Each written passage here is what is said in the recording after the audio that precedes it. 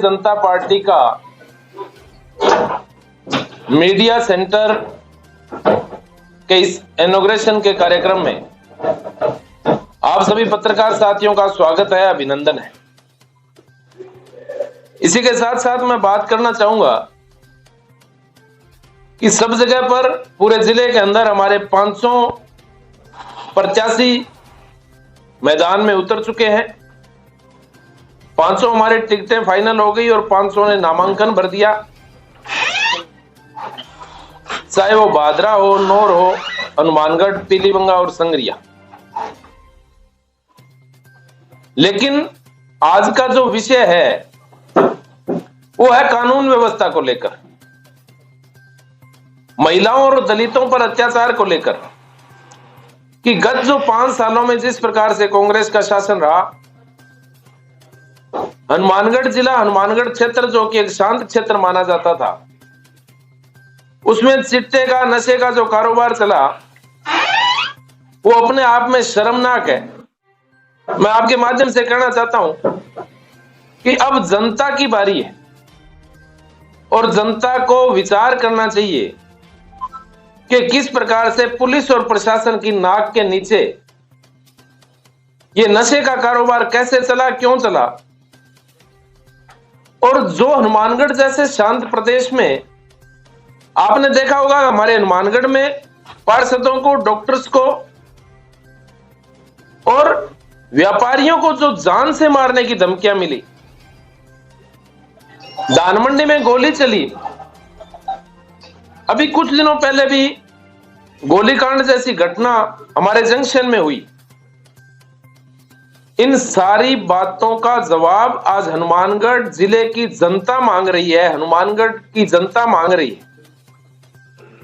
और बुद्धिजीवी वर्ग जो हमारे हनुमानगढ़ क्षेत्र का है, उन सबको इस बात पर विचार करना पड़ेगा कि किस प्रकार से 5 साल हमारे निकले हैं, युवाओं को रोजगार नहीं, किसानों के साथ धोखा हुआ, और महिला अत्याचार की जहां तक बात है कि महिलाएं आतताइयों के परेशानियों से तंग होकर सुसाइड तक कर रही है, और युवा जो है पेपर लीक जैसे प्रकरण से परेशान होकर सुसाइड कर रहे हैं। तो कानून व्यवस्था नाम की चीज नहीं रही, नशे का कारोबार चला। इन सारी बातों को लेकर, सारे विषयों को लेकर ये बात आज हर जन को, हर बुद्धिजीवी वर्ग को इन सब बातों का विचार करना है और अपना निर्णय करना है। इतना ही मुझे कहना था। मीडिया सेंटर का तो जो काम है वो ये है कि भी रोजाना एक तो मीडिया के साथियों से सुबह शाम में आप सब लोग यहाँ पर उपस्थित रह सकते हैं, एक समन्वय स्थापित रहे सभी मीडिया के साथियों के साथ, और रोजाना कोई ना कोई अपडेट्स, क्योंकि चुनाव में हमारी विधानसभा वाइज जो भी पार्टी की जो कार्यक्रम होंगे या अन्य जो भी है, कम्युनिकेशन गैप मीडिया में और नहीं आए और हमारी बात तुरंत आप लोगों के बीच में जाए, ये ही हमारा उद्देश्य है।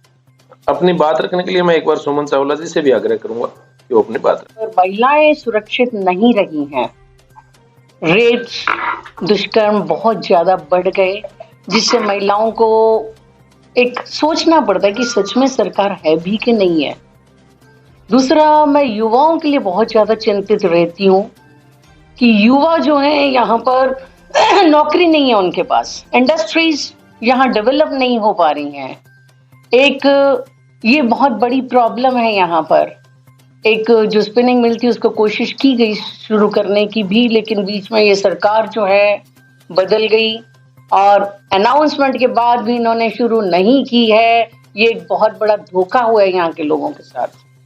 इसके बाद हम लोग ये जो पेपर लीक के कारण से, आप देखिए कि कोचिंग इंस्टीट्यूट्स तो बहुत चल रहे हैं, बच्चों को अपनी मेहनत की कमाई से पढ़ा रहे हैं, लेकिन फिर भी युवा बेचारे बेकार हो रहे हैं।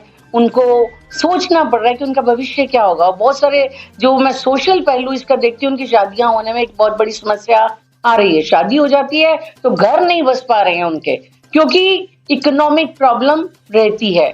और खाली दिमाग है तो ये चिट्ठे की तरफ और इस तरह चोरियां भी कर रहे हैं। और चोरी की वारदातें बढ़ी हैं, धमकियों की वारदातें बढ़ी हैं। जब पकड़े गए हैं तो कौन से लोग हैं? जो युवा हैं। कुछ दिन पहले हम लोगों ने पकड़े, खाली घरों में जाके छतों पे इंजेक्शंस लगा रहे हैं और चिट्ठा का यूज करें, और अच्छे अच्छे घरों के। फिर माँ बाप बेचारे दुखी होकर कहने लगे कि इनका रिपोर्ट ना की जाए। तो ये एक बहुत बड़ी समस्या है हमारे यहाँ पर रोजगार की भी। तो हम लोग ये बीजेपी की तरफ से ये आश्वासन भी देना चाहेंगे कि आगे आने वाले टाइम में ज्यादा से ज्यादा नौकरियां पैदा की जाएंगी हनुमानगढ़ में, और यहाँ पर इंडस्ट्रीज को आगे बढ़ाया जाएगा।